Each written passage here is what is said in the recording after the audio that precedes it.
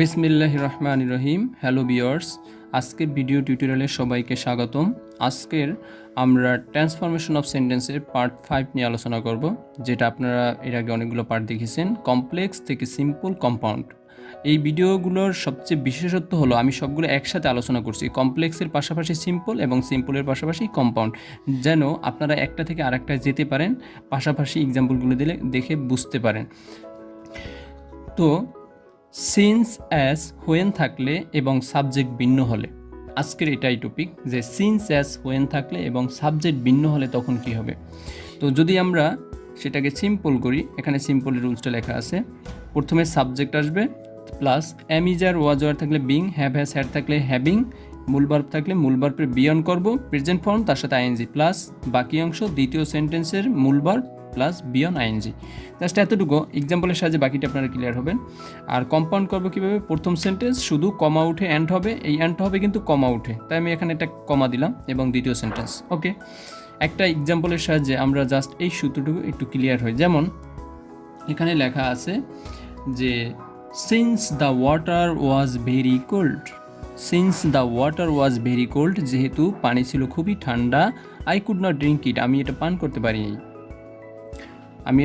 করতে পারিনি, তো এখানে দেখুন সিন্স দ্য ওয়াটার ওয়াজ, এই ওয়াটার এখানে সাবজেক্ট হলো ওয়াটার আর এখানে সাবজেক্ট হলো আই, তার মানে সিন্স দেওয়া আছে, আমার টপিক ছিল সিন্স অ্যাজ হোয়েন থাকলে এবং সাবজেক্ট ভিন্ন হলে, তার সিন্স আছে এবং এখানে আছে ওয়াটার, এখানে আছে আই, তার মানে সাবজেক্ট কিন্তু ভিন্ন, দুইটা সেন্টেন্স, কমার এপাশে একটা সেন্টেন্স এপাশে একটা সেন্টেন্স, দুইটা সেন্টেন্স, এবং এখানে সাবজেক্ট দ্য ওয়াটার, এখানে সাবজেক্ট আই, তাহলে সাবজেক্ট কিন্তু ভিন্ন।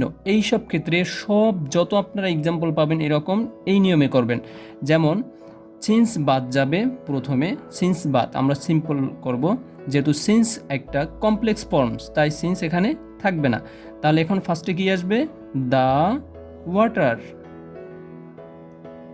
এরপরে অ্যামিজার ওয়াজ আওয়ার থাকলে, আমার রুল ছিল অ্যামিজার ওয়াজ আওয়ার থাকলে কি এখানে বিং হবে, তাহলে এখানে ওয়াজ আছে আমি নিব being, BEING, being, very cold, এরপর যা আছে তাই, আর কোনো পরিবর্তন নেই, ভেরি কোল্ড, বাকি অংশ এখানে বলা ছিল যা আছে তাই, এবং কমা দিলাম, আই দ্বিতীয় সেন্টেন্স যা থাকবে তাই, the water being very cold I could not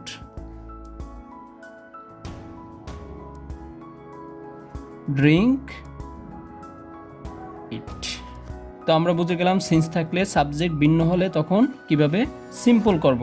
আবার এখানে সিম্পল করা আছে the water being very cold, এটা থেকে যেন আপনি কমপ্লেক্সে যেতে পারেন সেটা এখানে নিজে দেবেন যে কিভাবে করব। এখানে একটা কারণ, যেহেতু সিন্স মানে যেহেতু, সেহেতু আবার বিংয়ের জন্য আপনি এখানে ওয়াজ নিয়ে আসবেন, ওয়াটার ওয়াজ ভেরি কোল্ড, এটা থেকে এটাই ট্রান্সফারটা দেখুন, এবং আই পরের লাইন তো সবই ঠিক আছে।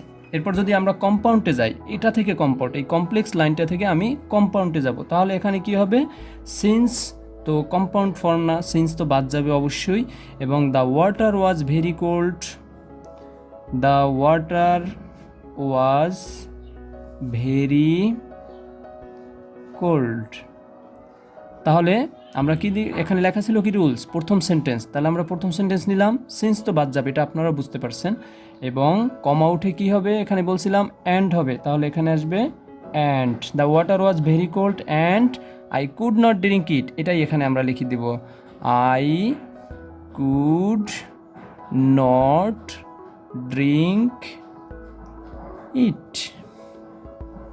এবার যেন আপনারা এটা থেকে আবার এটা যেতে পারেন, the water was very cold and I could not drink it, তাহলে অ্যান্ড উঠে এখানে কম হবে এবং সামনে একটা শুধু সিন্স আসবে। এটা থেকে যদি আপনারা এই কম্পাউন্ড থেকে যদি কমপ্লেক্সে যান এবং এটা থেকে যদি সিম্পলে যান তাও পারবেন, দ্য ওয়াটার ওয়াজ আছে বিং হবে, বিং ভেরি কোল্ড সুপ, এবং অ্যান্ড উঠে কমা হবে। আপনার পাশাপাশি পরিবর্তন সবসময় মনে রাখবেন, রুলসের থেকে বড় এক্সাম্পল, এবং এক্সাম্পল দিয়ে মনে রাখবেন। আশা করি আজকে ভিডিও সবাই বুঝতে পেরেছেন। সবাইকে ধন্যবাদ, ভালো থাকবেন, নিজের প্রতি খেয়াল রাখবেন।